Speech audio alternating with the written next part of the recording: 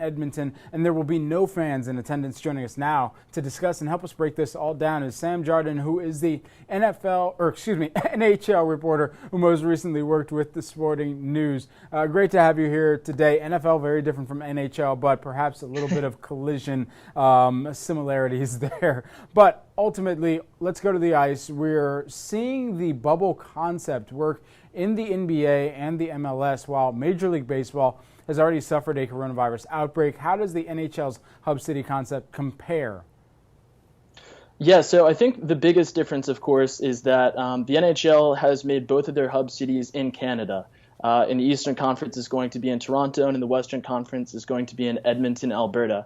And obviously, it sort of goes without saying that Canada has a lot less confirmed coronavirus cases than the United States have. So I think that's one of the biggest differences between the hub city or bubble model between the NHL and some of the other leagues we've seen in the United States. Certainly, I think that we've seen with the MLB what's happening there. A lot of it can be put down to their deciding not to go with the bubble model. And I think that the NHL has been sort of with this plan all along, and I think that they're pretty sort of quietly confident that this should work out. But of course, we've seen with the MLB, nothing is for certain right now in this sort of climate we're in. And so if there was an outbreak among a team or several teams, like, as you mentioned, we're seeing in the MLB, what actions would the NHL take? So I think if it's a few individual players, the odds of the NHL pausing or canceling the season would be pretty unlikely.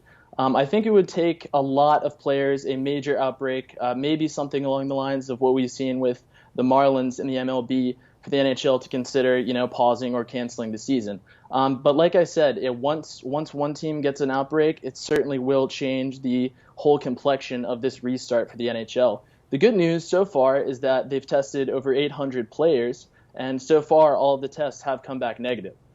So that's the good news, and the NHL clearly believes that it's in a good place right now to start the season. But obviously, they're going to be keeping their finger on the pulse to make sure that things continue to run smoothly. We had representatives from the NHL on Cheddar just a few months ago. Interestingly, and of course, with the times right now, how athletes are using their voice, we don't necessarily see the same level among the NHL, but if the NHL is to move forward and also lend its voice to this broader movement, what would you expect, and what do you feel that the league needs to do? Yeah, well, it's sort of an unfortunate truth, I guess, that, the NHL is one of the less diverse professional sports leagues in North America.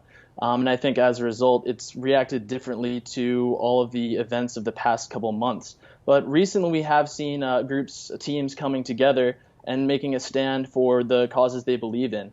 The San Jose Sharks, Evander Kane was one of the first to come out and speak publicly on the death of George Floyd on Twitter and also, on Interview. Just days after that took place. And he actually, he called out players by name, major players like Sidney Crosby and also Tom Brady in the NFL as major superstars that need to use their platform to speak out on these issues and raise awareness and, make people pay attention.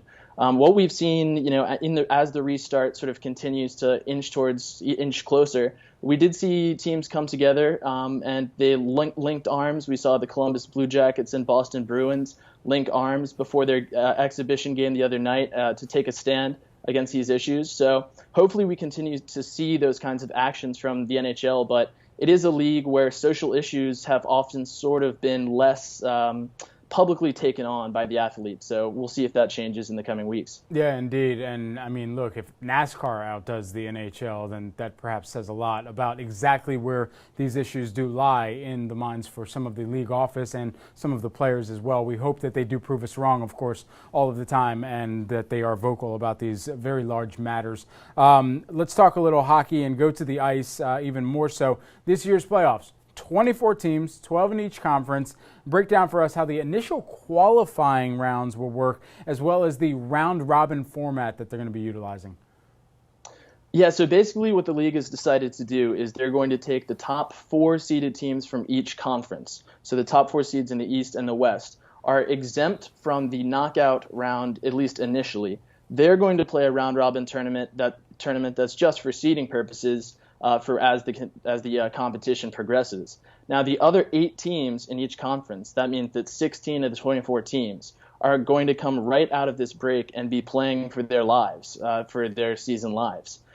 So that means that we're going to see some 5-game series, knockout series between teams in both conference that'll determine who moves on to the next round, which is officially when the playoffs start, and who goes home early.